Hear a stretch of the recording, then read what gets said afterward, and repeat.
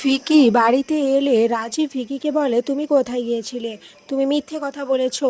কিন্তু ফিকি সমস্ত কাগজপত্র দেখিয়ে বলে সে দিল্লিতে গিয়েছিল। এরপর সকলে রাহিকে ভুল বোঝে। রাহি হাত জোড়ো করে ফিকির কাছে ক্ষমা চায়। এরপরেই সবাই চলে গেলে রাহি মেঝেতে বসে পড়ে।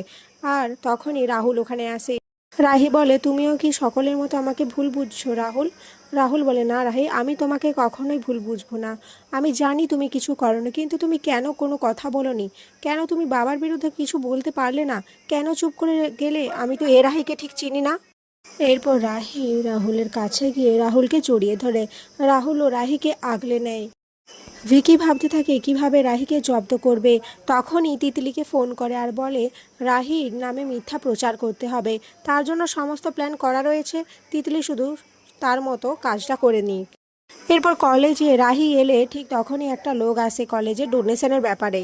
আর অনেক টাকা দেয় রাহিকে। রাহি বলে এই সমস্ত কিছু প্রিন্সিপাল ম্যামের সাথে কথা বলতে। রাহি এই সম্পর্কে কিছুই জানে না। এদিকে তিতলি এই সমস্ত কিছু ভিডিও করে নেয়। আর সেই লোকটা ওখান থেকে ছুটে পালিয়ে যায়। তখনই রাহি একজন দারোয়ানকে ডেকে বলে, উনি এভাবে চলে গেলেন কেন? দারোয়ান বলে সেও ঠিক বুঝতে পারেনি। এরপর রাজীবের সমস্ত শেয়ার পার্টনাররা চলে আসে ওদের বাড়ি আর রাহির নামে কেস করার কথা বলে। রাজীব রাজি না হলে তখন সেই ভিডিওটা দেখায়, যেটা দেখে সকলে বুঝতে পারে যে রাহি নাকি এই সমস্ত কাজ করেছে। কিন্তু রাহুল কিছুতেই বিশ্বাস করে না। এরপর পুলিশ রাহির কলেজে এসে রাহিকে নিয়ে যেতে থাকে। কেউই রাহির কোনো কথা শুনতে চায় না। তখনই রাহুল আসে। রাহুল এসে বলে, আমি বিশ্বাস করি না রাহি, তুমি এরকম একটা কাজ করেছো।